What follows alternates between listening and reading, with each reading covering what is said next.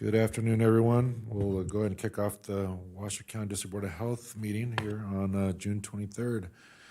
Susie, roll call, please. Chair Delgado. Here. Vice Chair Lucy will be absent. Michael Brown. Here. Councilman Dare.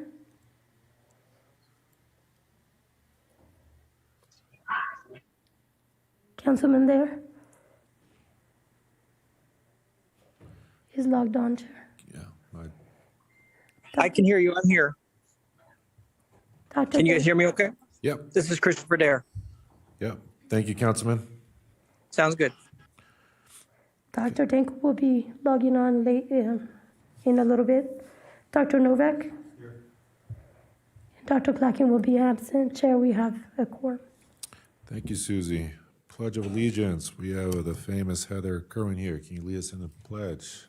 So far. I pledge allegiance to the flag of the United States of America and to the republic for which it stands, one nation, under God, indivisible, with liberty and justice for all.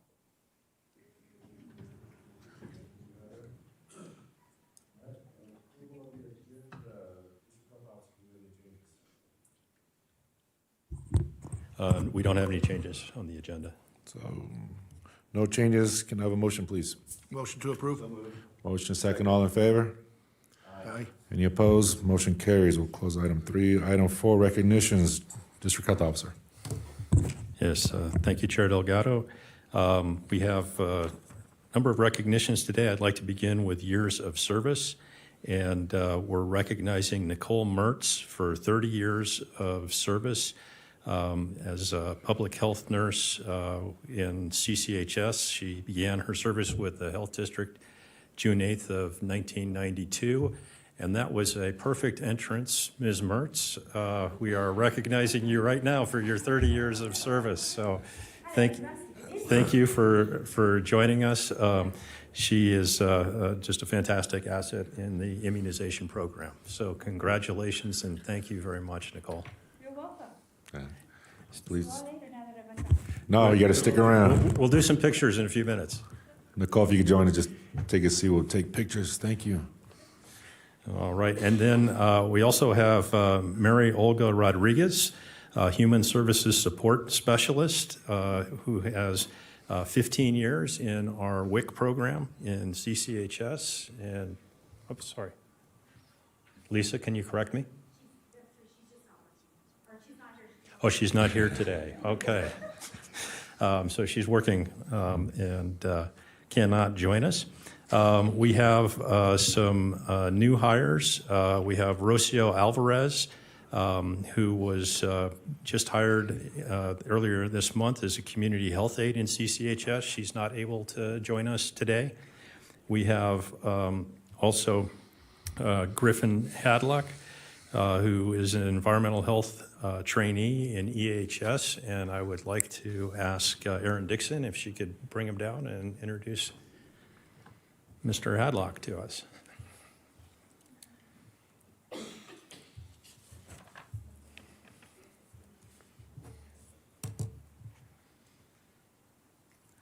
Good afternoon. For the record, Erin Dixon. I am very happy to introduce Griffin. Griffin was born and raised in Washoe County. He attended the University of Nevada, Reno, and earned a bachelor's degree in ecohydrology with a minor in geography. And he worked as a public health intern for our vector program over the past 2 summers. So we are really excited that he is now joining our team as an environmental health specialist trainee. Welcome. Thank you.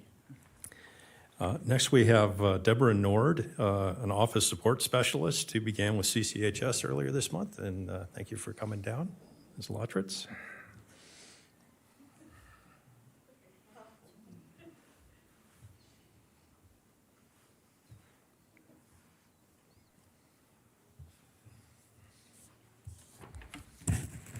Good afternoon. Lisa Lotritz, Division Director for CCHS for the record.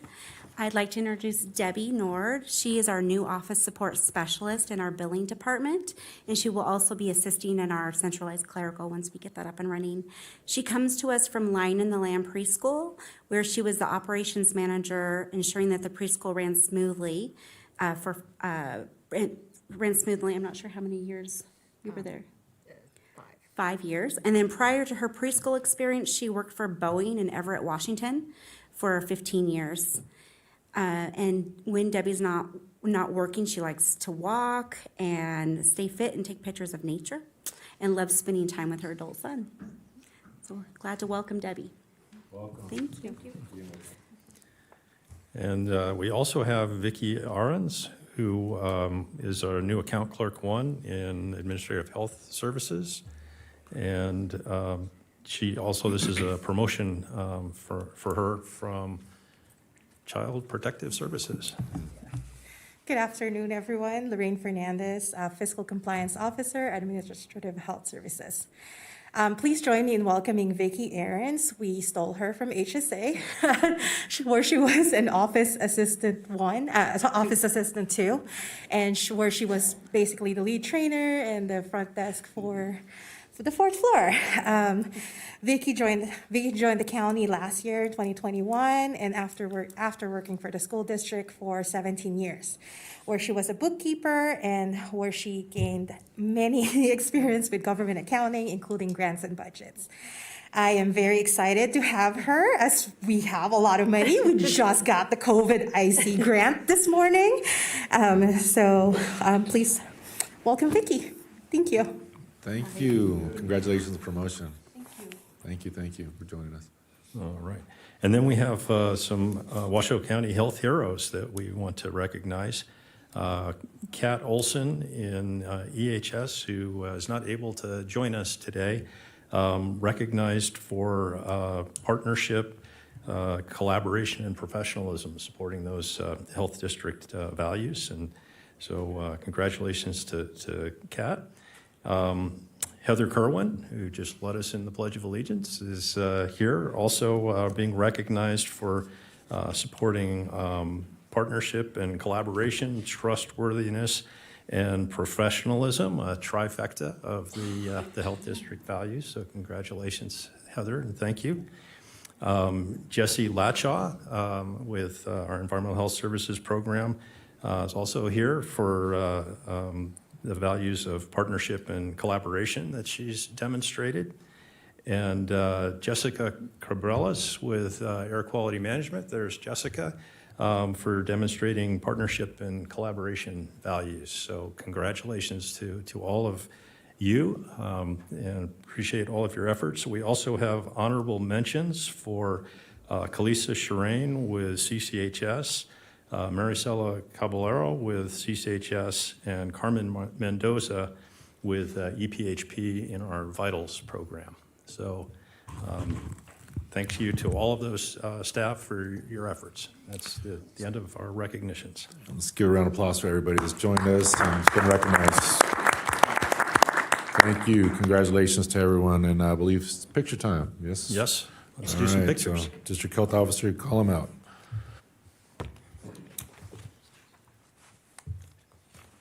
And why don't we start with Nicole?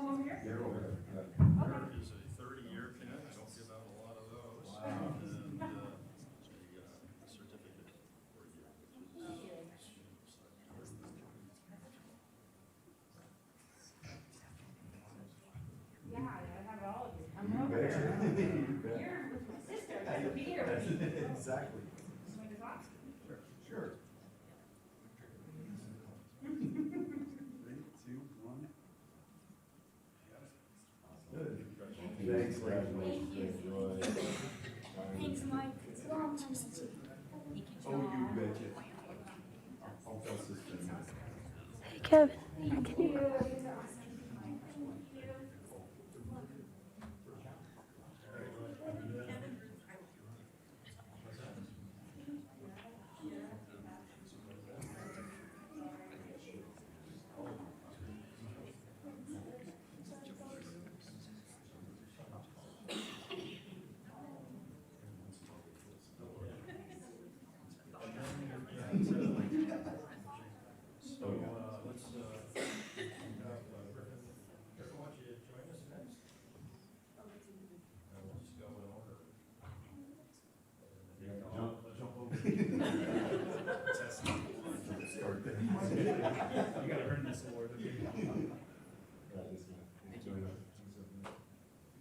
Glad you were here with us.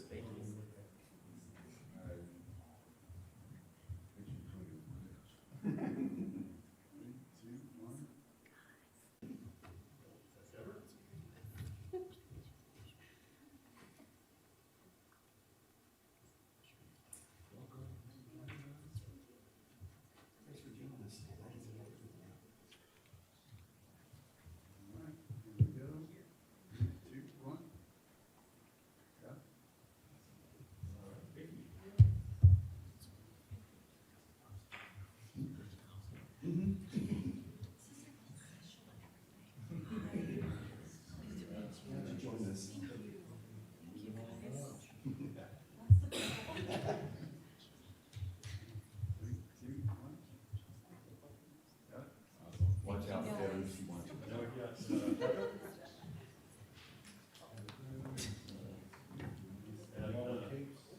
Other than Jesse and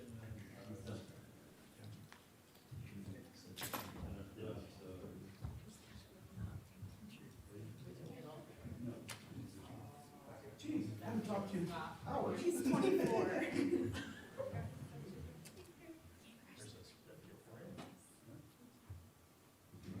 Send you a follow-up email.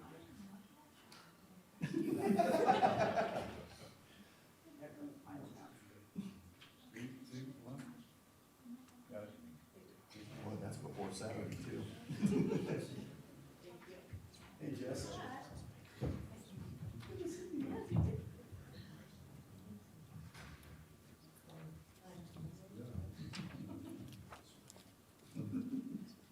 Three, two, one. Got it. Thank you.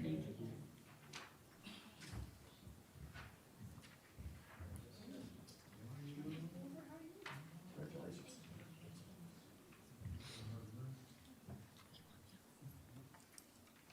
Three, two, one. Got it. All right. Good. Anybody else? For it?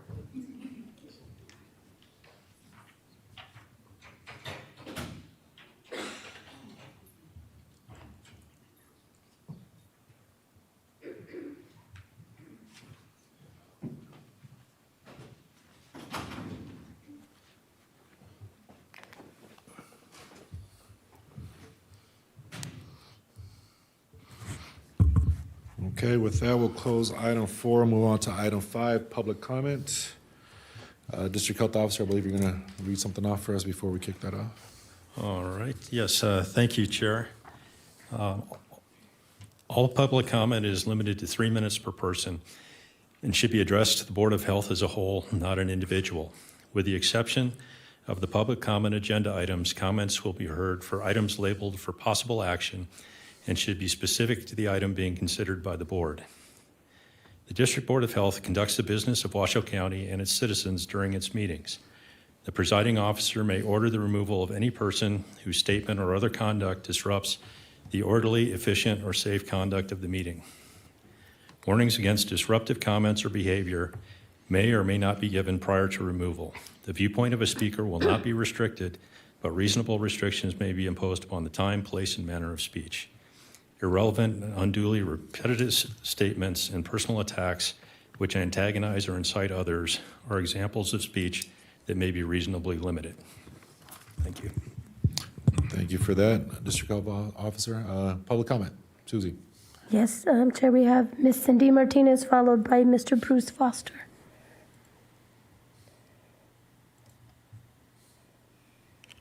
Ms. Martinez, if you could please unmute yourself. Yes, thank you, Ms. Valdespine. Good morning. For the record, Cindy Martinez, 28-year resident of Sparks, Nevada, actually Washoe County, Nevada, and different municipalities, obviously. Good afternoon, board.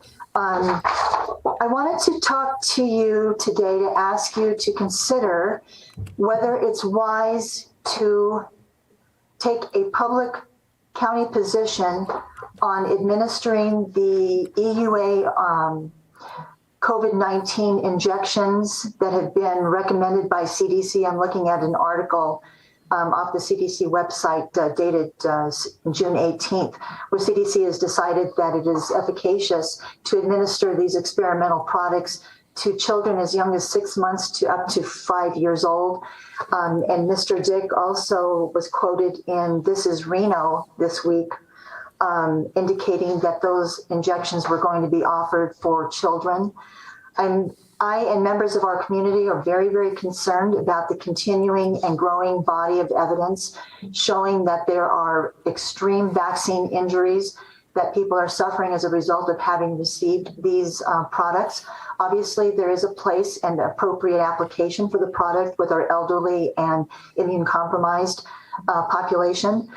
However, the scientific evidence is really showing that the children are not susceptible to grave disease from the infection of COVID-19, SARS-CoV-2 virus.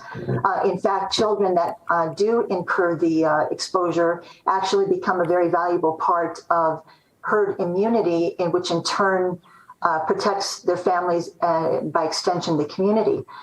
Just a part of the anecdotal information, not anecdotal, but information is that the United States is now the only country in the world that is authorizing this for children. And as a matter of fact, Europe is withholding the Moderna product for their people under 30 because of the result of myocarditis and pericarditis and the effect in the young male population. There's also questions on whether these are going to affect fertility. The Japanese study of the Pfizer product indicates that the nanolipid particles did not stay localized in the deltoid where they were administered, and they actually transversed throughout the body and lodged in the ovaries as well as crossed the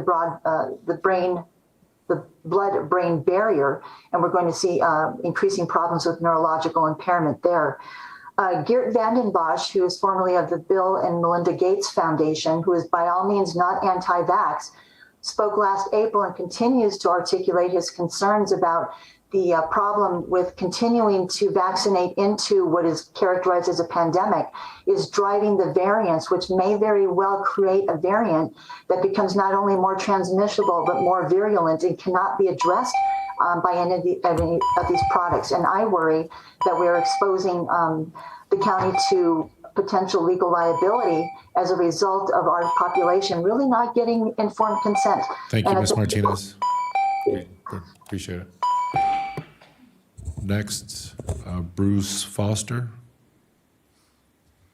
Mr. Foster, if you're logged in, could you please unmute yourself? Chair, it appears that the person I thought it was is not him, so we don't have Mr. Foster. No, Mr. Foster. And any more public comments? No additional public comment, Chair. Okay, with that, we'll close public comments. Moving on to item 6, COVID-19 update and information, District Health Officer and Dr. Danko. Yes, thank you, Chair Delgado. I wanted to provide you an update on our COVID-19 situation. As of today, our 7-day average is at about 177 new cases per day. So it appears that we may be plateauing and seeing some decline in cases. We hit a recent high of 215 cases for our 7-day average on June 12th. However, we've had over 230 cases per day reported over the past 2 days. So we're still watching those numbers, and keep your fingers crossed that we are plateauing and turning down. The BA2.12.12 remains the dominant lineage that we're seeing in the community. However, the Nevada State Public Health Lab has confirmed 8 cases of BA5 and 3 cases of BA4. And nationally, we're seeing BA4 and BA5 now accounting for about 35% of new infections that are occurring. Clark County is now seeing BA5 increasing in wastewater samples, and we expect to see the percentage of cases from BA5 and increases in wastewater occurring in Washoe County in the future. The 7-day average of patients hospitalized with COVID-19 has increased to 40. That's up from 35 that was reported last week. 4.2% of hospital beds are used by patients with confirmed COVID-19, and 83% of staffed beds are occupied. So we do still have good hospital capacity. The CDC community level remains at medium. Their stat for people that are hospitalized with COVID per 100,000 over 7 days has been hovering between about 18.5 and 9. So it's possible that we could go to the CDC community level of high if that number reaches 10. We've adjusted our footprint for testing at the post during the Reno Rodeo event. However, we'll be going back to our drive-through testing using the infrastructure and facilities established for that purpose on either July 1st or July 5th, depending on how the demobilization of the rodeo progresses. I'm very pleased that we're now able to offer COVID-19 immunizations to those 6 months and older with the approval of FDA and CDC of the Pfizer, BioNTech, and Moderna vaccines over the past week and a half. This is extremely important progress in our response to COVID-19 pandemic to be able to provide the protections of the vaccine to this age group. The progress that these vaccines went through for development, process that these vaccines went through for development, testing, evaluation, and review was quite vigorous, and the vaccines are very safe, and the benefits outweigh any risks they may pose. There's a lot of misunderstanding and misinformation about kids not getting COVID-19 and not having severe cases occur, which is false. I'd like to share some slides from a CDC presentation to the Advisory Committee on Immunization Practices that was presented last week regarding the epidemiology of COVID-19 in the 6 months to 4 age group. And these are slides that were presented by Catherine Fleming-Dutra, MD, with the CDC Center for Immunization and Respiratory Diseases. Next slide, please. This slide shows COVID-19 associated hospitalizations among children and adolescents 6 months to 17 years. And the red line is those infants that are 6 months through 4 years old. And you can see that during the Omicron surge, the January time period, December through into February, that the cases that were hospitalized in that age group actually surpassed the number of cases for 5 to 11 and 12 to 17-year-old children combined. Next slide, please. And this slide shows of the children that were eligible for vaccinations, the number of hospitalizations by vaccine status, with the dashed lines being children that are unvaccinated, the black being the 12 through 17-year-olds, and the blue being the 5 to 11-year-olds. The solid lines are the vaccinated children. Next slide, please. Also of note, and looks like there's a little glitch on the graphic on this one, but of these children 6 months to 4 years old that were hospitalized, less than half of them had underlying health conditions. Next slide, please. And this slide shows the severity of the hospitalizations that children experienced. The red bars are the 6 month through 4 year old children, the light blue 5 to 11, and the dark blue 12 to 17 years old. And you can see for intensive care unit admissions, high flow nasal cannula, BiPAP or CPAP, mechanical ventilation, that the severity of the cases and the number of those cases that had to receive those treatments was highest among the 6 month through 4 year old children. Next slide, please. And this slide shows the leading cause of death among children, different age groups between 0 and 19. And for children less than a year old, COVID-19 is the fourth leading cause of death. For 1 to 4-year-olds, the fifth leading cause of death. Fifth leading cause of death for 5 to 9-year-olds. Fourth leading cause of death for 10 to 14-year-olds. And fourth for 15 to 19-year-olds. And this is for the duration of the pandemic through April of 2022. Next slide, please. This slide shows the pediatric vaccine preventable diseases and the deaths per year in the United States that occur in children prior to the age where they can receive recommended vaccines. And so you can see that the deaths that were occurring from COVID-19 for the 1 to 4-year-old children far exceeds the deaths for any of these other vaccine preventable diseases. So that threat is very real for these children. And next slide, please. To summarize this epidemiology of children ages 6 months to 4 years, there have been over 570 cases among infants less than a year old and 1.9 million cases among children ages 1 to 4. It's actually a bit over 1.9 million, so it's about 2.5 million cases that have occurred in this age group. And next slide, please. The children ages 6 months to 4 years are at severe risk of illness from COVID-19. Again, more than half of the hospitalized children ages 6 months to 4 years had no underlying conditions. During the Omicron predominance, COVID-19 associated hospitalizations amongst that 6 month to 4 year old age group had increased severity from those other age groups, as you saw on that slide. And the burden of hospitalizations for these children is similar to or exceeds that of other pediatric vaccine preventable diseases.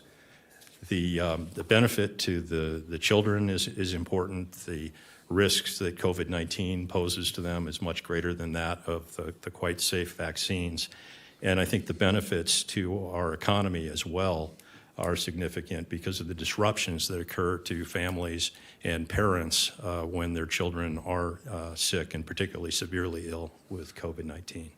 And I know that we are seeing those increases in hospitalized cases overall that I just reported on. I don't know, has Dr. Danko joined us for, she may want to add some additional comments from her perspective. Okay. Thanks. Yeah, I'm here. Can you hear me? Yes. Okay. I have a little bit variable reception, so if I fall off, I'll call back. But thank you for those comments. I think very well stated and well put. I definitely think from the clinical side, what I've seen is an uptick in hospitalizations as well as in post-acute care, such as nursing homes and rehabilitation units. We're seeing increased numbers of COVID infection, both in patients and in staff members. So it definitely seems on the clinical side that we are seeing an increase currently.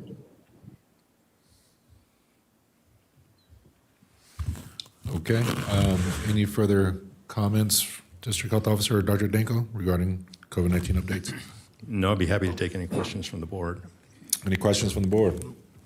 No questions from the board. So thank you for those updates. This is Christian. Yes, Councilman. I do. I'm very interested in the continued wastewater of us watching that. You mentioned that. And I just, how, I want, especially right now, we've seen an uptick of, I just, from people I know who have COVID and different things going on. It would be great to kind of be in touch with that more than just once a month right now. I'd like to have a little bit of that. I know I can get some of it from our city as well, but I don't know if we can get something from you, just kind of keeping a closer eye on that. And then my other question with kids, I know when I heard public comment, and I don't question, there's all kinds of questions. I remember when people wanted to do the vaccine for chickenpox when I was My kids were younger, and I didn't do it at first because I just was scared of whatever it is. There's always going to be that. I think best education. Do we have stuff online or anything that helps explain this and the conversation and maybe even the risks? Because there might be some kids that we are seeing these kind of allergic reaction to, and if that's the reality of that, it's good for some people to understand that too. You understand my question, Senor? Yes, we can look at posting additional information. I think that, and we're prepared for allergic reactions when we're administering in the clinic if that were to occur, but we have not experienced that. And I think that some of the statistics are misconstrued on that, unfortunately, and anecdotal incidences are exaggerated. And I appreciate that, and I'm not here to say one way or another. One thing that we know, there's going to be those who never want this to happen, and there's going to be doctors and people with science saying this should, and then there's information all over the place. I think our role is not to, it's really to educate. I'm just going to come back and say, so the better we can educate of what is happening and put out there, I'd appreciate that we keep doing that. And I think what you guys just shared was that's a piece of that, but I think it'd be good for people to be able to self-discover this information if they want to read as they go. All right. There was a great body of evidence that was presented to the committees that considered this at the CDC and the FDA, and we can establish some links to that data. Good comments, Councilman. Yeah, more information, the better. More information. Thank you. Any further comments for, yes, Dr. Novak? The only thing I do have to say, after being slightly involved in the vaccination process for the last 2 years, we have not had any serious at all reactions out there, not treated any of them. So it's good, it's there, we're cautious, and we're like health officer, we're prepared if we do, but we're just not seeing them. Good. Thank you. Further comments from the board? Seeing none, we'll close item 6. Moving on to item 7, consent items. Any items that would like to be pulled by the board on consent items?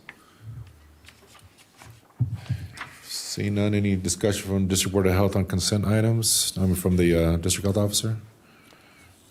No further discussion. Okay, I'll take a motion for consent. So moved. I have a motion. Second. Please vote on your tablets here. Motion second, all in favor? Aye. Aye. Any opposed? Motion carries. And sorry, Susie, did we have any public comment on consent? No public comment, Chair. Okay. Votes are taken, and we'll close item 7. Moving on to item 8, presentation acceptance of the Washoe County, Nevada air quality trends.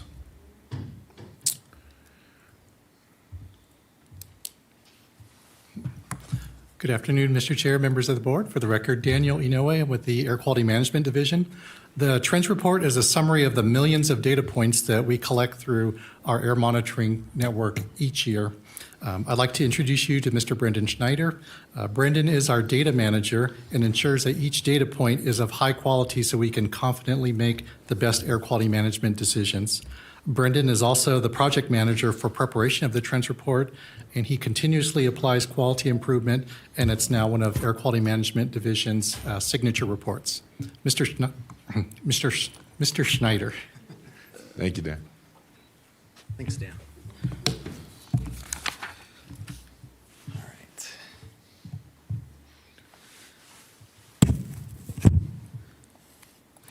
Good afternoon, Chair and members of the board. For the record, I'm Brendan Schneider, Air Quality Specialist for the Air Quality Management Division. I'm here to present to you the annual Trends Report for Washoe County. The EPA establishes National Ambient Air Quality Standards, also known as NAAQS, for pollutants that are considered harmful to the public and environment. The 6 criteria pollutants are ozone, particulate matter, carbon monoxide, nitrogen dioxide, sulfur dioxide, and lead. We have had ambient air monitoring in Washoe County since 1963. The map on the right shows where our monitoring stations have been in the last 10 years. We have 7 stations throughout Washoe County, that are currently operating.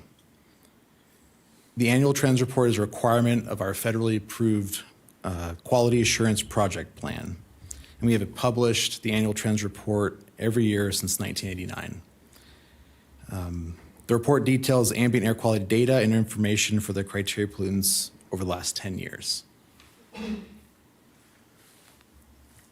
This air quality index summary chart for 2021, it has the AQI for every day. The first bullet point speaks to the success of the National Source Performance Standards for wood stoves and our local wood burning device rule and programs. We've had these long-standing rules and programs related to wood burning devices since the late 1980s. There were 35 exceedances in 2021 of the NACs. This is the most since 1987. This was mainly due to wildfire smoke from the Dixie and Calder fires. However, there were 4 days without wildfire smoke that resulted in ozone exceedances. Most of those occurred in July through September. This is the air quality index summary chart for the last 10 years. We had the least amount of good days since 2013. This chart clearly shows the impact wildfire smoke has had. It is more difficult to see the improvements in wintertime air pollution and the increasing ground level ozone concentrations unrelated to wildfire smoke.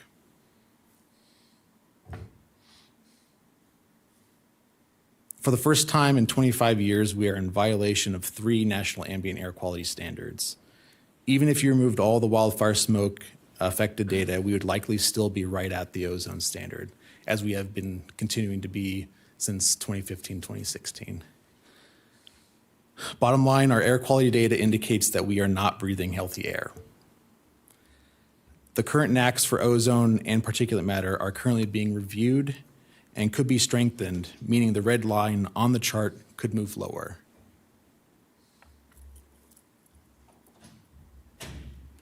Air quality has improved enough in the wintertime to allow, in our regulations, the ability for residents and land managers to open burn after November 1st. This allows for improved fire prevention in our community. And air quality in the summertime is not getting any better. Wildfire smoke levels were the worst ever monitored in 2020 and 2021. In fact, the 2 worst days ever monitored in Washoe County since 1963 were August 23rd and 24 of last year due to the Calder fire.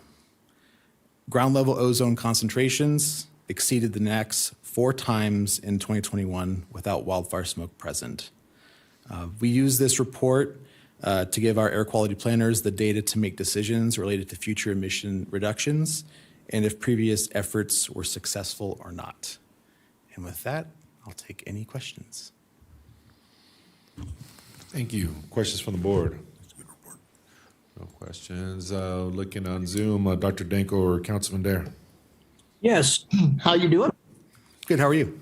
Good. Thank you for being here. A couple questions. So you mentioned there were 4 days that we still would have been in exceedance. Were they near the fires? I say that I'm trying to make sure we understand. And again, one of our goals is with all of this is to get this information out to our businesses, to everybody who's doing things, to our construction, and try to figure out the best ways we can lower these problems we have. And we're sitting right there at that standard. Mm-hmm. Are you anticipating that we're going to dip lower next year? Or I am a little concerned that it seems like the wildfires still seem to affect us in a place if we can do nothing about that. Sure. We exceeded ozone last year without wildfire smoke at the end of April and the middle of July. Our ozone season begins June 1st and goes until the end of August. So we would expect to see ozone concentrations highest even without the wildfire smoke present. We've been right at the standard and we continue to be right at the standard that is current right now, but the standard could always be lowered. It's been lowered several times since it was started as a pollutant a long time ago. And what do you think the cause of that high in that time is? So if someone's listened to this, what changed between, a day in April and a day in May besides wildfires? It has a lot to do with the weather at that day. You know, there could be higher solar radiation. You know, ozone needs high UV and several components, oxides of nitrogen and volatile organic compounds, in order to form at the surface. So those sources combined with, you know, a sunny, warm day, either in April, June, July, August, September, that usually creates enough ozone to get above the standard. So the real answer is not that day that we do something different. It's that we get our standard low enough that on a bad day of weather, we can still be under. Sure. Yes. Okay. Thank you. Appreciate it. Thanks for the report. Appreciate it. Yeah, absolutely. Thanks for the question. Anyone else online? Dr. Danko? On Zoom, I mean? No, nothing for me. Thank you. Okay, Yeah, thank nothing you. for me. Susie, any public comment on this item? No public comment, Chair. This is just looking for an acceptance of the report. Move to accept the report as presented. Thank you. Second. Motion second. It's not an action item, but we'll accept it anyways. I really take that. Thank you for the presentation. Appreciate it. With that, we'll close item 8. Move on to item 9, Rimza. 9A, review and acceptance of the Rimza operations reports. Good afternoon. For the record, Aaron Abbott, Executive Director for Rimza. I'll be reporting for Dean Dow. You have in front of you the May 2022 Rimza Compliance Franchise Report.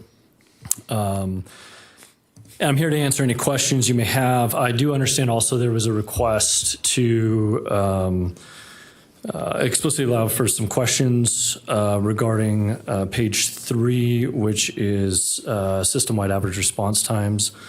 So I'm happy to answer any questions there may be on that page. I do also brought some additional information with me that I'd like to share with the board, if that's okay with you, Mr. Chair, regarding operations reports and information. So interestingly enough, we watch volumes really heavily. And so one of the things that we're seeing trending this year, and it happened a little bit last year, but this year it seems certainly much more severe, is our incident response volumes. We're actually running at 12% this year, year to year. So we're 12% higher than we were the same time last year on incident responses, and 8% higher on transports.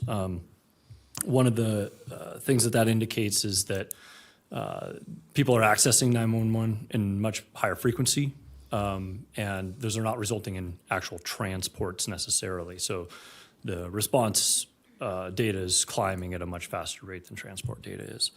I also want to comment on the COVID situation. There was some good information provided by Dr. Danko and District Health Officer Kevin Dick in an earlier item.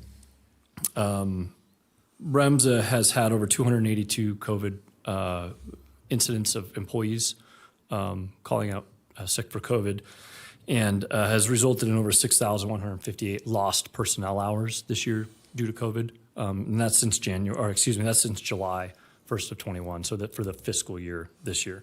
So certainly still seeing impacts of COVID, and we continue to wrestle with COVID-related illness from our staff, as well as high call volume. We also have our HR team. I have to applaud them, and our recruitment team has done a fantastic job of recruiting pre-hospital care providers and emergency medical dispatch providers as well. So from May of last year till today, June, we've added over 49 field-related personnel and dispatch personnel combined. So although challenges of the Great Resignation continued to plague every industry in this country, somehow we've been able to continue to recruit at a faster rate than we've seen attrition, which is good. But there's still a lot more work to be done. We continue to recruit, and right now there's really not a ceiling on how many people that we can get and train and contribute to the safety of this community. So with that, I'll just open up for any questions you might have. Any comments from, yes, Dr. Novak? I do have a comment. It's more of an observation. Over the last probably 5-6 months, we've seen, and this is on your executive summary on how you're doing on the surveys. And right now, every one of the survey items, the national average, exceeds where Rimza is. And it concerns me because I was so proud of us. We were way ahead on all of those for such a long time. And I'm looking at the one right now, and every one of them is below the average. And that's just not where we've ever been with Rimza. So I don't know if you have a comment about that. Yeah, the EMS survey team, the company that we use, has actually, we've been working with them for the past several months. There are a couple of things, and I don't believe that this invalidates necessarily the results, but they used to call people, right? Used to get a phone call with every ambulance interaction or with every patient bill.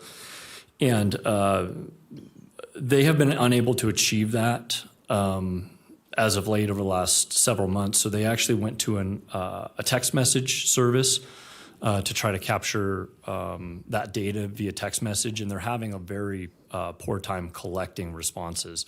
So that is a variable. I do not know if that is, I certainly wouldn't say that that's a reason for the lower scores, but it is certainly something that has occurred over the last several I'm months. glad. It's just something, and it's been almost a whole year that we've seen this trend, and to do that. And go back to your response times. It's still, response times are still very lopsided and have been, I guess, forever from Reno and from Sparks. They've always been lopsided, and some of these times, 7 minutes in Sparks is a long time if you're bleeding to be laying on the ground. Or if you just hurt your ankle and grandma's down there, that's a long time to listen to grandma. And they're quite differences all the time. So I don't know if that's something that you can address internally, but it has been a problem, I guess, practically since I've been on the board. And I think the councilman will also verify that that is an issue for Sparks. So, and these are just observations. So. Yeah, I would say we are trending in the positive direction, both in Reno and Sparks, from an average response time perspective. You can actually see that May of 22, so for this last month, reporting month, we're at 90% for Zone A. Mm-hmm. One of the shifts that we're seeing currently is an increase, a pretty dramatic increase in the number of calls in Sparks. Sparks now is pretty notorious, known among our staff that when Sparks actually starts, and we say they get going, once the calls start flowing in Sparks, it gets very, very heavy. Sparks has also expanded a lot of sprawl, a lot of communities or bedroom communities in the city of Sparks. I used to live out off of Pyramid Highway, and now, 12 years ago, it doesn't even look like the same place. And so certainly it does become challenging. And when the vast majority of the volume, because Sparks shares an A zone with the city of Reno, mm-hmm. Our number one highest call volume area is actually down on East 4th Street, which is down around the CARES campus. So the highest amount of volume does happen in the city of Reno. And when you share the same zone, you have sort of a vacuum effect of resources that get drawn to the city. So I think that creates, unfortunately, less availability in other parts of the same zone in Zone A. Okay. Just want to bring it up as an observation, that's all. Yeah, I appreciate that. So I have questions. Councilman, yeah. Thank you. One, I just want to say, I do give props for hiring and whatever you're doing, because obviously, as weird as it is, that's a part of the job of running this. Is if you don't have employees, we're all in trouble. So good job. And I also think hopefully you are retaining, because I know you have great company, you have great people there. And so when we talk about these things, it's just a matter of all of us trying to make sure we have the best in the end. You mentioned the A zone. Is that A zone the thing you determined, Why do we have to be all in a big zone that seems to cause what you said as an issue for portions of the other zone? Can you change that where you don't have open suffering? That doesn't make sense to me. Yeah, and excuse me, I wasn't trying to interrupt. The zones are actually determined through an annual process in coordination between Rimza and staff from the District Board of Health. And so we actually do a zone review annually with representatives of EMS oversight as well as county GIS. And we look at contiguous population density. And the trend has been that as the population increases and the density increases, if there is contiguous density, then those zones that used to be B zones or C zones end up getting converted over to A zones. Now, I think that there's a thought behind that if a zone gets converted to an A zone, that suddenly response times will get better. But you actually get a dilution of response times in a sense because you are including more data and it doesn't necessarily, for that area of town, doesn't necessarily compel a reposting of ambulances. And on that subject, Rimza posts ambulances based on the past 20 weeks of historical call data. And the difficulty is that if you have one area of a large system like ours that you have a giant purple spot, and downtown Reno is a giant purple spot on our heat maps, that is going to get priority posting because the compliance calculation is for a zone. And that, not arguing that it's, not arguing for or against, just factual information that when the zones were created, it just that the contiguous population lumped A zone in with City of Reno and Sparks. So I'm going to just argue against. I'm going to say, because it sounds like because of that, we have a particular group in that section that are not getting the services in a timely manner that we would like to see. And so I just encourage you to revisit that. I don't know the right answer today, but I think I'd like to understand more and probably know when the last time we've looked at that zone as a group to say, is this the right combo? I know we're having a lot of conversations at large, and this is all pieces of that. In the very end, I'm hearing, this is from our fire and our city, is that it's what response times, when your response times don't work how they all should, it puts more pressure on us, obviously, because we work as a team, and then that requires us to do more and have certain things in place. And so with that said, I just want to continue to communicate what I'm hearing out of our city and make sure you guys are aware of that. You probably are aware of that. You said that it's getting better. That's not what I'm hearing, just so you know. And that might be a conversation you want to have with our chief and make sure that you guys are chatting. But I'll just tell you that I really do want us to look at those zones because it sounds like we might have a little system in place that seemed to work, but we are in new days. We have a lot of interesting things going on. And while we transition into whatever it is that we're going towards, we have to make sure we're ready for today too. Thanks. Thank you for that. And I'll just clarify the comment that I made earlier about things, improving. You can see from April priority one, average response times in Sparks of 6 minutes and 51 seconds to May as 5 minutes and 54 seconds. So just from a data holistic perspective on the average side, that's what I was referring to. Okay, thank you. And good job on getting more staff. I mean, that's not just a kudo before I say something I didn't like. I'm telling you, that's a huge portion. One of our huge concerns was staffing levels. And then we hope to do all we can to make sure that anybody working for you feels like they're as honored as can be as we roll all these things out. Thank you. Thank you. Any further comments for Mr. Abbott from the board? Seeing none, this is an action Motion item. to accept the report as presented. Got a motion? Second. Please vote on your tablets. All in favor? Aye. Aye. Any opposed? Motion carries unanimously. And Thank you. No public comment on that. Thank you, Mr. Abbott. Moving on to item 9B. Jobs. Good afternoon, Mr. Chairman, members of the board. Alexia Jobson, Director of Public Relations for Rimza Health, for the record. You have for your review the Public Relations report for May, and I have a few extra things to share with you that are more recent.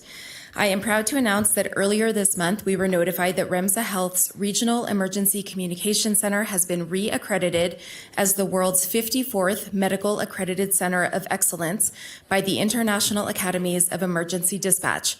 Of the approximately 3,600 centers around the world using the IAED dispatch protocols for police, fire, medical, and nurse navigation, only about 300 are accredited, and that's across all 4 disciplines. This is Rimza Health's 8th continuous accreditation. Only 12 agencies in the world have ever accomplished this. At Rimza Health, care starts with the call. Earlier this week, Rimza Health hosted a press conference to share a variety of hot weather and water safety messages. A paramedic crew performed a mock scenario of a pediatric drowning, and leaders from our education department shared information about the dangers of leaving children in hot cars, how to watch for signs of heat-related illness, and the importance of designating a water watcher whenever children are near a body of water. These messages and the related giveaway items, including water watcher whistles, water bottles, sun hats, SPF-rated shirts, sunblock, and look before you lock window decals, are provided by and funded through our partnership with the Washoe County Health District. The press event received coverage on all 3 local networks. And finally, we recently launched an online request form available through rimzahealth.com. Nonprofit organizations within Washoe County can use the form to request a donation of equipment, supplies, and resources designed to reduce death and disability from injury, illness, and sudden cardiac arrest. Items such as bleeding control kits, AEDs, first aid kits, and CPR anytime training kits are made available through the partnership Rimza Health has with the Washoe County Health District. I'm happy to answer any questions you might have.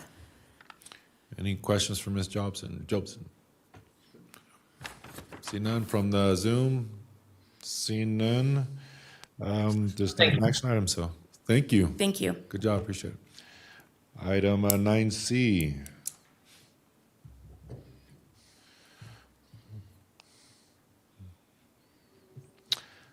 Possible direction regarding the Joint Advisory Committee discussions.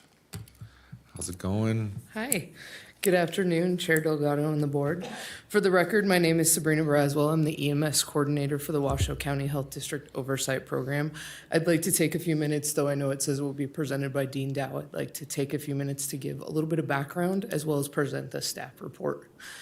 At the District Board of Health meeting on March 24th, Rimza Health put forth a request to review Section 2.3 specific to the level of care of the amended and restated franchise agreement for ambulance services, which was latest amended in May of 2014. The patient care response was modified during the COVID-19 pandemic to include a tiered response system, as well as other programs like Assess and Refer.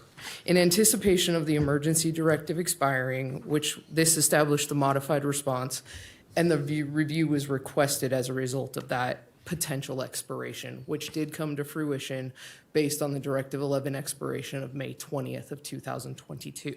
The District Board of Health approved the request of Rimza Health to coordinate a concurrent review that included the following partners: Rimza Health, Reno Fire Department, Sparks Fire Department, the Truckee Meadows Fire and Rescue, Reno Tahoe Airport Fire Department, and then the Washoe County Health District EMS Oversight Program. Following this direction, the EMS Joint Advisory Committee, also known as the JAC or the JAC, established the JAC 2.3 work group. This work group has now met 4 times, twice within the month of May and twice within the month of June. The oversight program has been present to provide facilitation as needed. The language in the staff report in front of you presented for item 9C has language in the section of the summary section that speaks to the level of care. I want to offer a clarifying opportunity that the information presented for 2.3 in the summary section of the staff report was a conversation beginning point. The purpose and intent of including it in the staff report was not to seek District Board of Health approval. It was to provide visibility to the information that was shared for conversation and as a tool in the toolbox of the work group. Discussion continues at each meeting, and the considerations thus far have included recommendations for the most clinical first response appropriate resource, the quality assurance and improvement process that would go along with this, and then if the quality assurance and quality improvement metrics are decided upon in association with the levels of care that are determined, there would also be proposals of data sets that would be associated with the process. I would like to open up for any questions. We do have the EMS partners here, the EMS response partners here, if there is a question particular to them, or if I can answer anything from the general oversight and progress of the work group, I'm happy to do so. Thank you, Sabrina. Questions from the board? And just let me kick it off by just saying thank you. This is a request that I had made to the district health officer to have our staff present to us, and moving forward, an opportunity for our team, our staff, to provide direct information in terms of how things are going moving forward, and then also, of course, with follow-up opportunities for Rimza or others to provide additional comments. So thank you. Great job. Yes, Chief Brown. Thank you, Sabrina. And to the committee, I attended one meeting, and I got to say, when you kicked it off at that first meeting, it was very informational, and it was nice to see all the partners there participating as they do. You know, and thanks for clarifying under 2.3 C and D, those discussion points about the basic life support as well as the vehicles. Is there an anticipation this is going to try to get into the language in the future, or were these just discussion points on the tiered response programs themselves? So I would say that this was really a starting off point. Conversation has ranged from needing to clarify definition to perhaps allocating the tiered response and seeing if definitions need to follow, and then importantly, structuring based on JAC recently attaining a strategic planning goal of quality assurance and quality improvement safety guidelines, if you will, allowing those conversations to occur without concern of potential legal action, using this as the support network. And so a lot of emphasis is being placed on the ability to ensure that the tiered response decisions, if that's the route that is chosen, there is a structure in place for assuring that those are remaining appropriate and being evaluated. So specifically to speak to C and D, I would unfortunately just lump them together with saying it was a conversation starting point, and at this juncture, the JAC work group is not ready to piece them out necessarily right now. These are very robust, detailed conversations as one seemingly isolated component becomes very intertwined with others, so it is quite challenging to undertake this bulk of information. So to answer your question succinctly, it can't be cleaved out right now for a particular potential inclusion or lack of inclusion. Good, thank you. Mm-hmm. Further comments from the board for Sabrina? And again, this is an action item, but more so it's an opportunity for us to provide further conversation to the JAC about what our hopes are in terms of what's going to be brought back to us.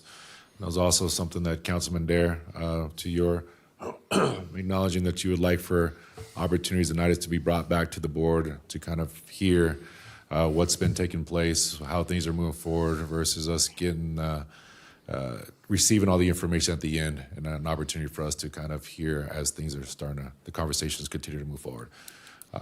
If you have any comments. Yeah, I would. And I think one of the things that would be helpful, because I mean, it's hard to jump back and forth in the middle of these conversations, but it would help us overall.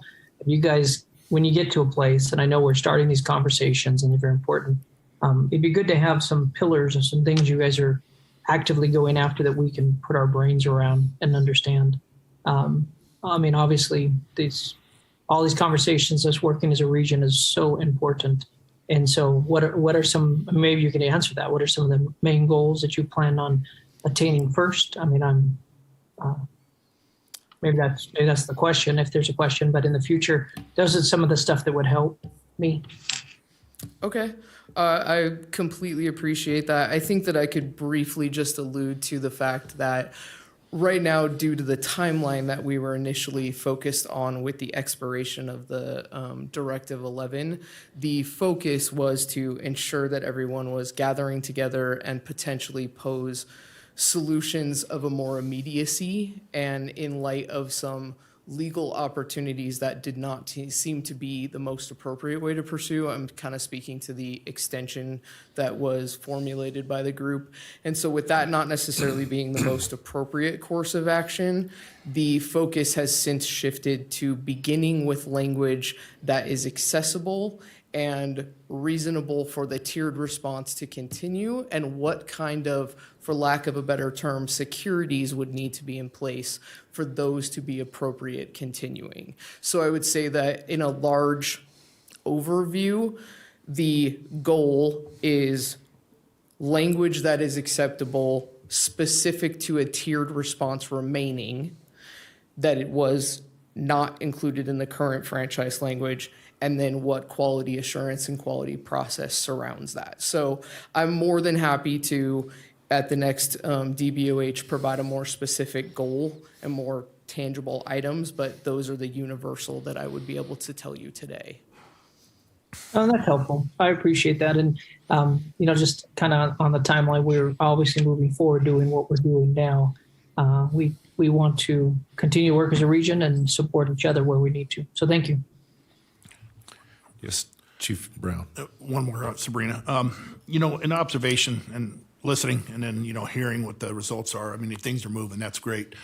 The incident, the call starts with dispatch. And, I can't say enough that with the many dispatch centers that we have, the PSAPs involved, with their own criteria for when they will send their response for the tiered response that takes place with our first responders and such.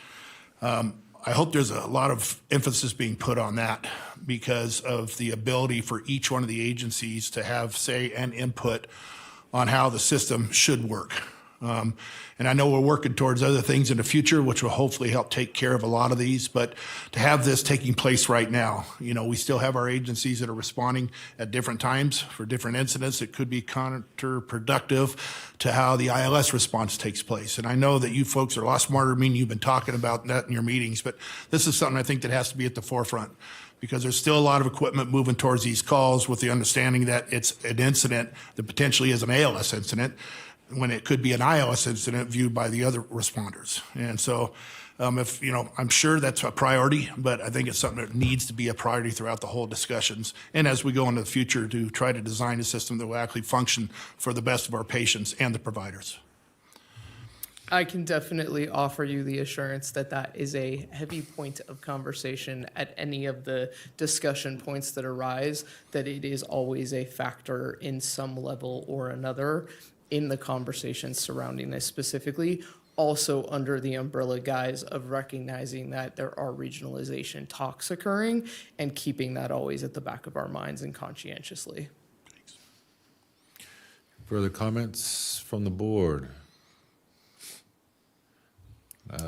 Thank you, Chief Brown. I agree 1,000% with the chief, and hope you're able to provide those comments back to your guys' meetings. This is an action item. I'm looking for a motion. So moved. A motion. Second. All in favor? Aye. Any Aye. opposed? Motion carries. And forgive me, Susie, was there any public comments on this item? No public commentary. Okay. Deputy District Attorney. For the record, what did the board just agree to do? For them to continue conversations as was presented in the report. Excellent, thank you. Thank you, Sabrina. Good job. Item 10, recommendation for appointment for the Food Protection Hearing Advisory Board.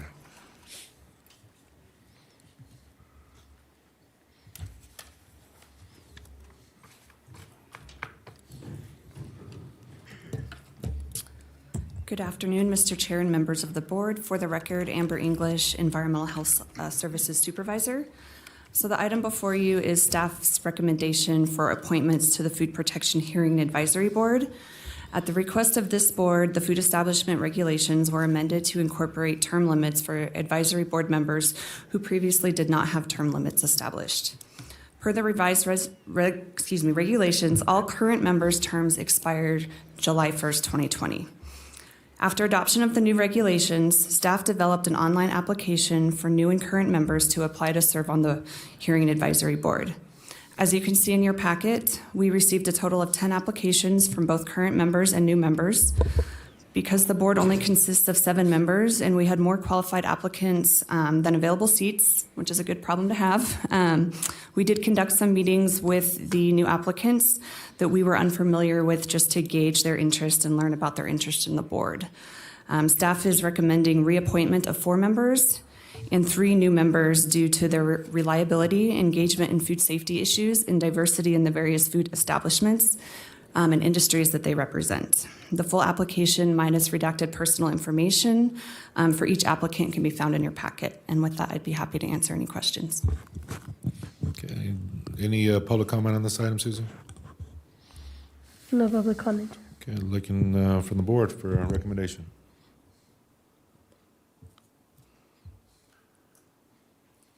Am I hearing staff recommendation is what you guys are supporting?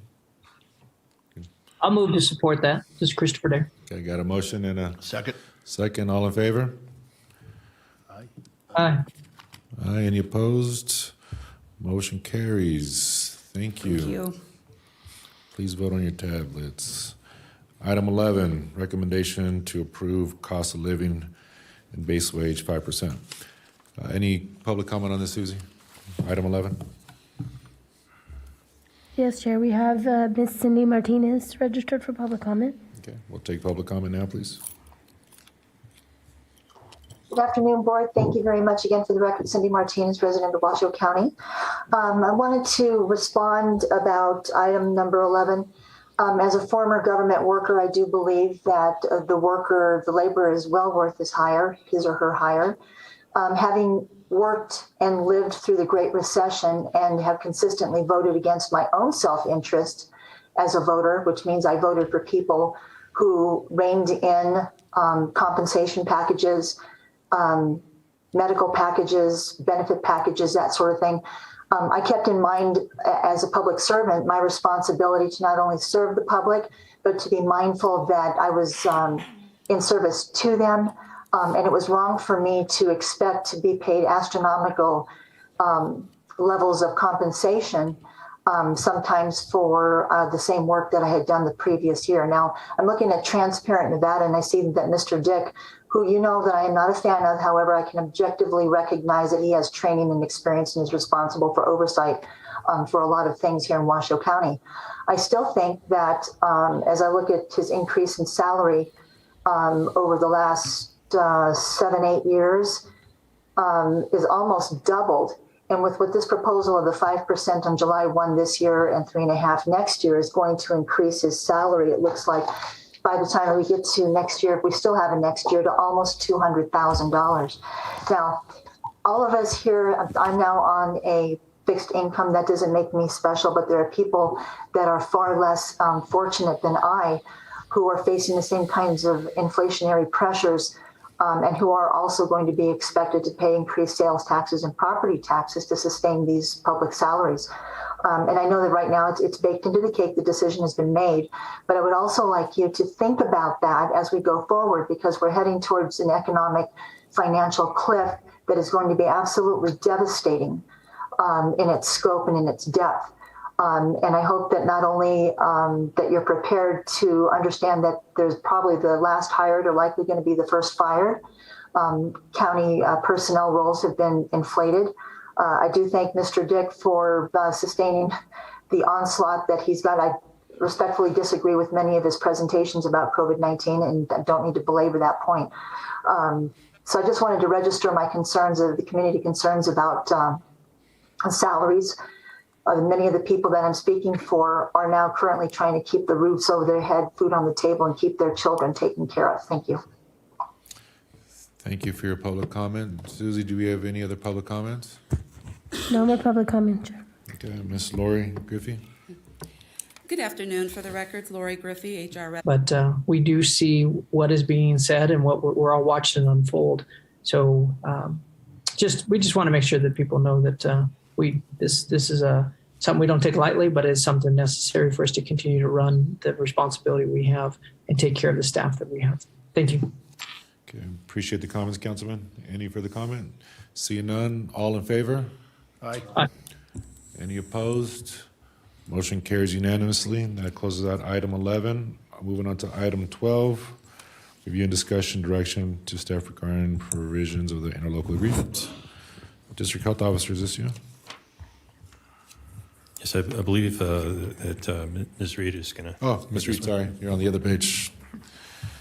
Thank you. Dana Reed, Deputy District Attorney for the record. I have been asked to introduce the interlocal agreement for discussion by this board. Section 7 of the 7C of the interlocal agreement requires that this board review the interlocal agreement annually. The purpose of that review is to allow this board to have the opportunity to look at the provisions by which the health district is created and to make any recommendations that this board may have to the 3 jurisdictions who are responsible for actually implementing and creating the health district and the governance document. And so this is designed to be that opportunity when you undertake your review and discussion. The end goal is that you will either take action to accept the ILA as it is written, or make any recommendations that then you would forward to Reno, Sparks, and Washoe County. One thing I will note is that last month the board did decide to recommend a name change to the 3 jurisdictions, and that will be advancing to their concurrent meeting coming up, I believe, next month. So that piece has already been accomplished. And with that, I will turn it back to the chair to lead your discussions. Thank you, Ms. Reed. Any comments from the board regarding the interlocal agreement? Any changes sought to advance? Susie, any public comment on this item?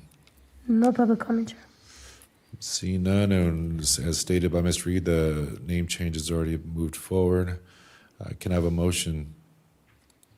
Make a motion. We have a motion, a second. Any discussion? All in favor? Aye. Any opposed? Aye. Motion carries unanimously. Thank you, Ms. Reed. Please vote on your tablets. And item 13, staff reports. Number 1, air quality management. A, Francisco Vega. Thank you, Chair Delgado, members of the board. For the record, Francisco Vega, Director of the Air Quality Management Division. Before I open it up to questions, I do have a couple of things I'd like to highlight in my report. First was we had a previous discussion in regards to EPA's looking at the different standards. As you can see in my report, in regards to ozone, EPA is taking a pause and really kind of reassessing the data and the studies in regards to that standard. So biggest update I can tell you on the ozone standard is that EPA is on pause for right now, and I'll update the board on any other additional information at future meetings, okay? For particulate matter, EPA has released a final assessment for reconsideration of those standards. And again, it's in my report, but in general, for example, the 24-hour standard is currently 35 micrograms per meter cubed. They are taking a look at lowering that anywhere between 30 and above. So again, we expect that these standards for particulate matter to be reduced. We saw a previous presentation in regards to where we stand with the current standards. So again, that would only add to that difficulty in attaining the standards. But again, this is a good thing. We want to make sure that these standards are based on the most current science and studies, and that they are protective of public health. So again, this is a good thing. Okay. Lastly, I did want to highlight that this last month and a half, we did provide a number of workshops for the public and regulated community.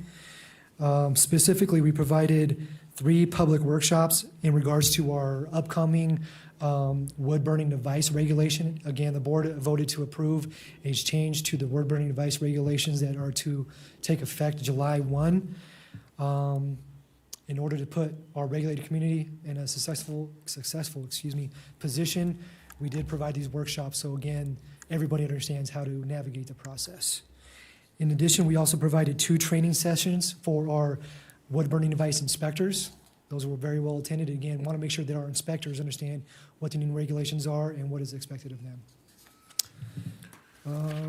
Lastly, we did provide a listening session for some, I'll say, minor changes to our portable source permitting process.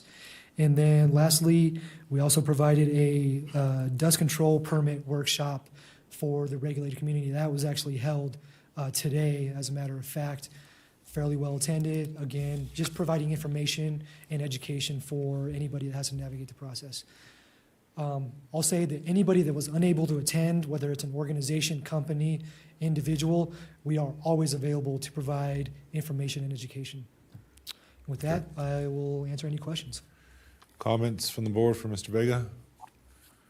Yeah, I just want to actually commend you. I appreciate you reaching out to the community, as I see you continue doing. That is, to me, again, I think that's our role. I think that's the best thing we can do is educate and then help guide as we move forward. And I see you doing that very well. Thank you. Thank you. All right. Thank you, Mr. Vega. We'll accept their report. Appreciate it. Moving on to item B, Community and Clinical Health Services.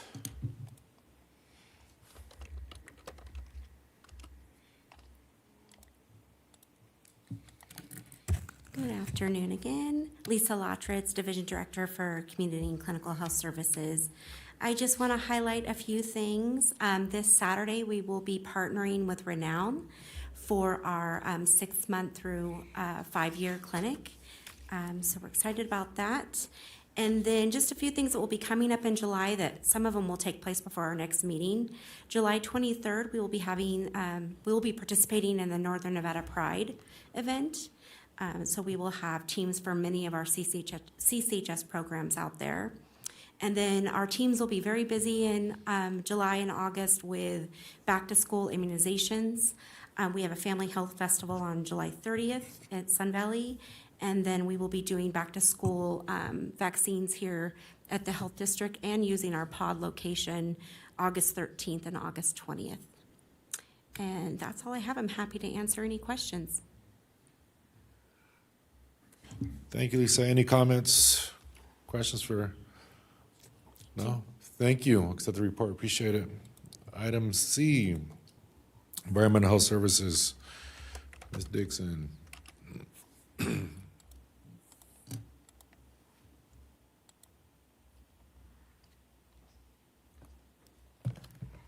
afternoon. Again, for the record, Erin Dixon, Washoe County Health District Environmental Health Services. Just very briefly, would like to highlight a few things from the report in front of you. The highlighted program is our commercial development program, also known as our ComDev program.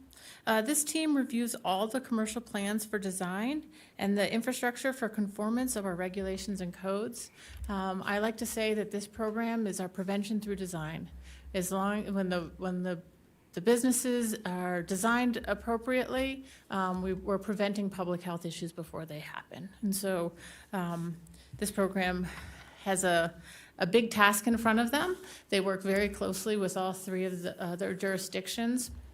That is a wonderful opportunity and also can lead to some challenges as well with our Acela regional program. It is regional, but our team, each of the jurisdictions does things slightly different, and so our team adapts with all 3 as the plans come in and through the review process. Like most of the programs in EHS, our ComDev program also is training new staff, and that is also a challenge when trying to meet all the requirements that the program has. Overall, it is doing a wonderful job, and they are take their responsibilities very seriously. The other thing I'd just like to highlight real quickly, as I announced at our last meeting, is that we're prepping for a workshop. We did hold a workshop for our temporary food vendors. We held 2 meetings in this room and virtually. Very happy that we were able to offer that opportunity as we were making some changes with that program moving forward. And that's it. I'm open to any questions you may have. Thank you. Any comments, questions from the board? Seeing none, thank you. We'll accept the report. Appreciate it. Item D, Dr. Dow, Epidemiology and Public Health Preparedness.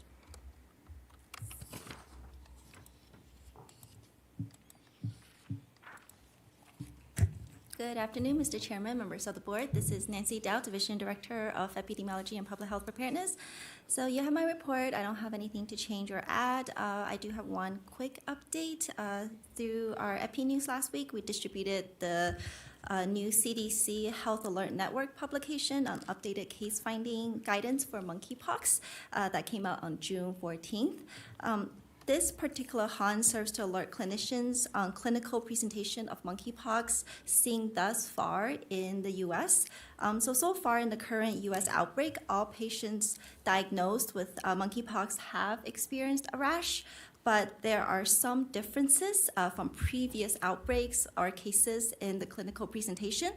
Although the characteristic firm, deep-seated, well-circumscribed, and sometimes umbilicated rash has been observed, the rash has often begun in mucosal areas instead, and in some patients, lesions have been scattered or localized to a specific body site rather than diffused.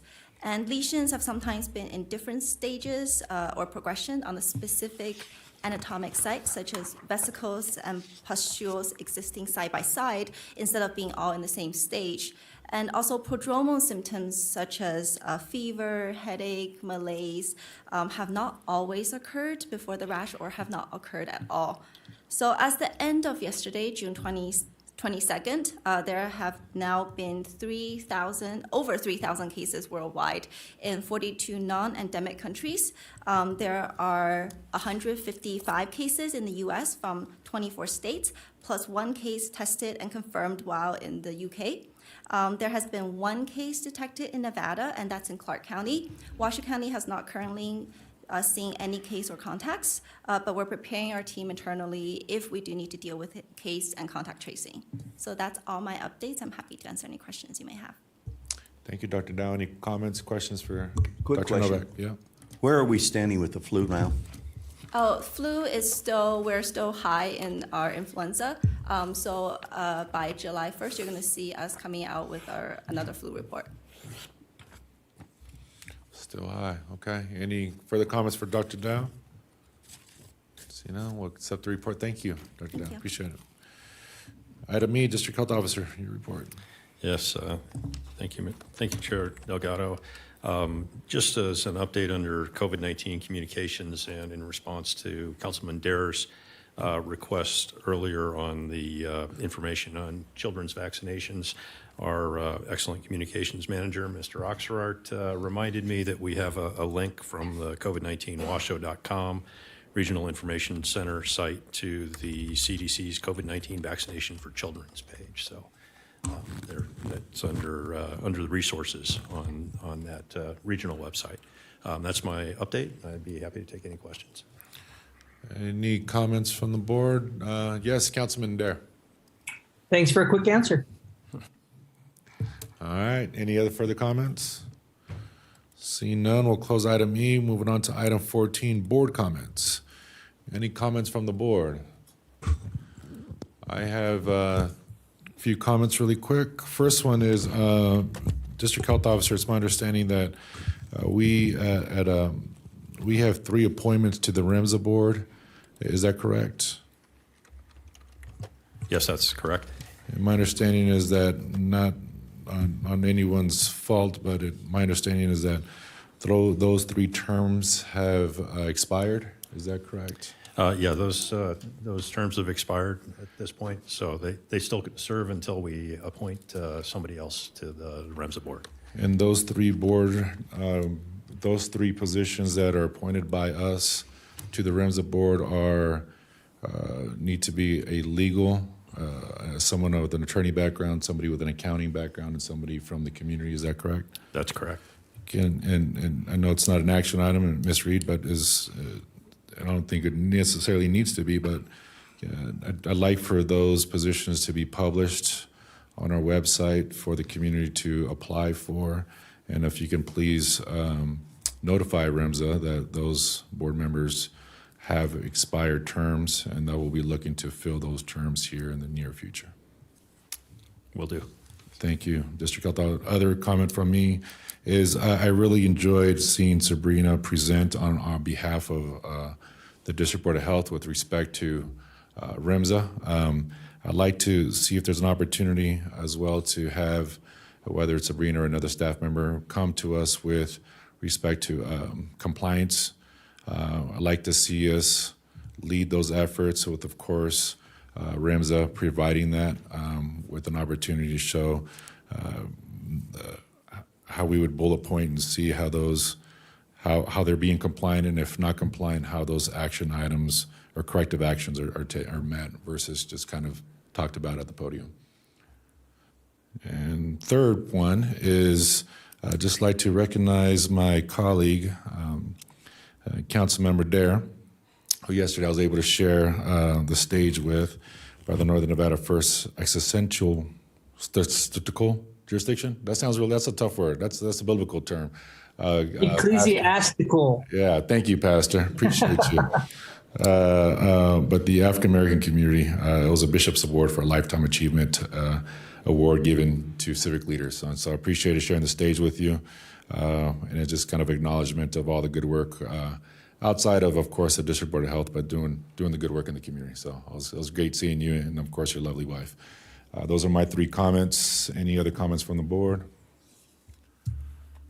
Seeing none, we'll close board comments. We're looking for adjournment. I have one quick one. I apologize that I couldn't be there in person. We have a big Nevada Veterans Memorial Dinner tonight.